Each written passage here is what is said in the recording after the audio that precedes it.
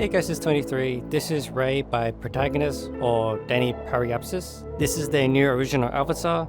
This was made with the help of other different artists. To name some, Sea Lion did the design, illustrations, and texturing. Akiharu did particles and AFK animations. Cybeck did weapon modeling. QUhyeon did weapon texturing and attachments. QUhyeon did the weapon setup. And Danny did the modeling and setup. This is a fantastic model. There's a lot of cool customizations that you can do. And the weapon handling is also really cool too. There's a lot to go over, but I'll try to keep it short. In your download folder or your zip file, you will have a Unity package for the M3. You will have to upload that Unity package along with Ray. So with the Unity package, there are different types of prefabs that you can choose from. There's a full version, which is this one. Basically, it's just all the clothing, and you also get the gun as well. There's also other prefabs, like just the full clothing, but no weapon at all. Or you can just have the bodysuit. There is a quest version, however, you won't get most of the cool features that you will get in the full version. There is a alternative version, which is basically just a reskin. It does look like one of those characters from the ZZ game. You probably know what I'm talking about. But yeah, this avatar uses Littletone. The weapon itself uses Pochi Shader. The avatar itself is just over 150,000 polygons, and the weapon itself is just about 24,500 polygons. From what I saw, there was 186 synced parameters, and there are 8 avatar materials. When you first upload into your avatar, this is what it will look like. So pretty cool, pretty stylish. The facial expressions are pretty cool, they're pretty cute. There are 4 different sets of facial expressions that you can do. There's neutral, which is just the default one. There is positive, there is negative, and there is special. If you like, you can also lock the expression so you don't do any expressions at all, so you can still manipulate the weapon without making a face. There's also different toggles for your facial expressions, so like eyelids, blushing, dark zones and stuff like that. You can also take off the lipstick or the mole if you like.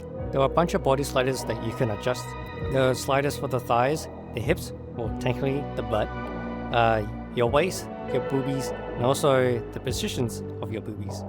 There's also a backlight toggle, so it looks more dynamic. There's also different hair customizations that you can do, like the side bangs, the ponytail, the little loopy thingy at the back, the ohage. Your clothing also has tons of customizations as well. You can turn them off like normal. There's also other stuff you can do, namely with your shirt, you can make it transparent, so that's pretty nice.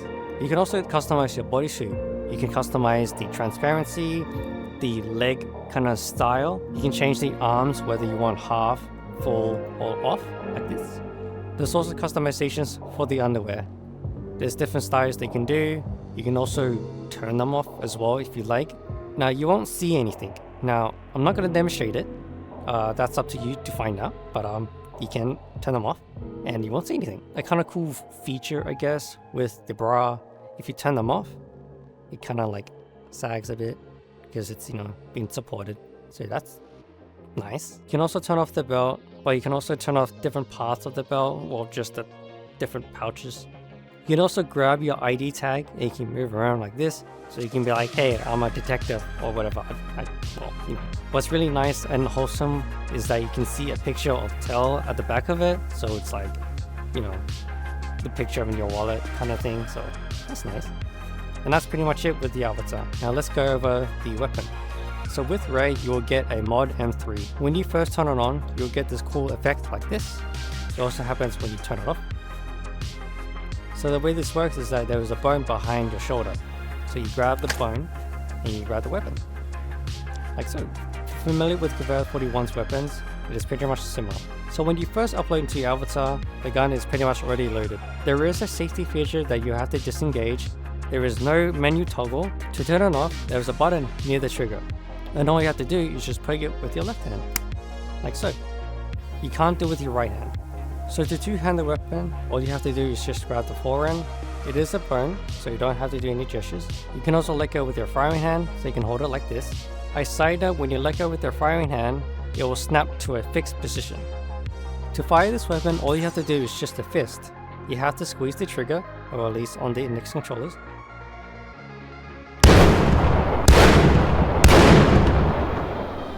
Like so. To reload, you can grab the shell from your left hip and insert it one by one. You can also twin load, so let go with your left hand, grab shells from your right hip, and you can twin load. like so. You can reach around and grab a shell like this, but as you can see, you won't quad load even though you're grabbing from the right side of your hip. On the last round, the bolt will lock open, like so. At this stage, you can drop a shell directly into the chamber, like this. There is a bolt release button on the right side of the receiver. All you have to do is just poke it, like so, and your chamber. So if you didn't know, the M3 has a pump action feature. You can either turn it on through the menu, like so, or if you like, you can turn it on the fly. At the front end of the front end handguard, there is a latch. All you have to do is just poke the latch, and you can switch it from semi-auto to pump action. When the latch is facing up, it is on pump action. When it's down, it is semi.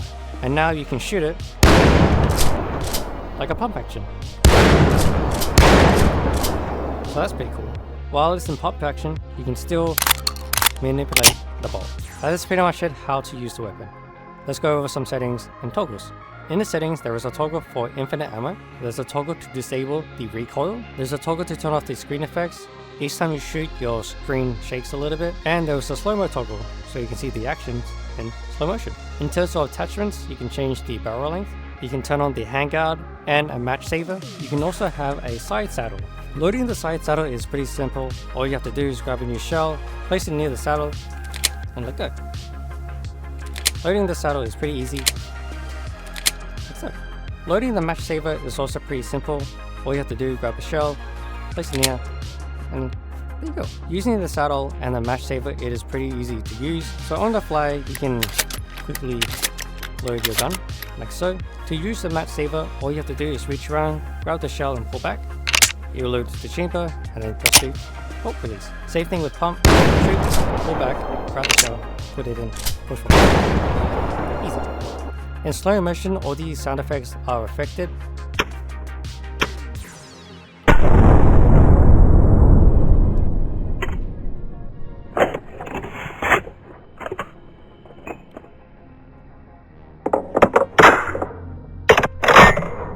Like so. So pretty cool. The only sound effect that is not affected is when you drop a shell in the air. But apart from that, pretty cool. And that's pretty much it for the M3. Pretty cool. And then that is also it for Ray. So pretty cool asset. I quite like it a lot. It is a really nice avatar to use. Really nice customizations as well. The weapon handling, the weapon effects and sound effects are pretty cool as well. I really like them a lot. The modeling, the texturing, and the shaders all look great. The team did a fantastic job. Honestly, the avatar is so nice to use. I'm always a fan of QUhyeon 41 stuff, so the weapon handling and stuff is really good. Not to mention Mimiku, I love their work. Not to mention Danny's other avatar, Tell, I love that avatar as well, so this is a really nice avatar.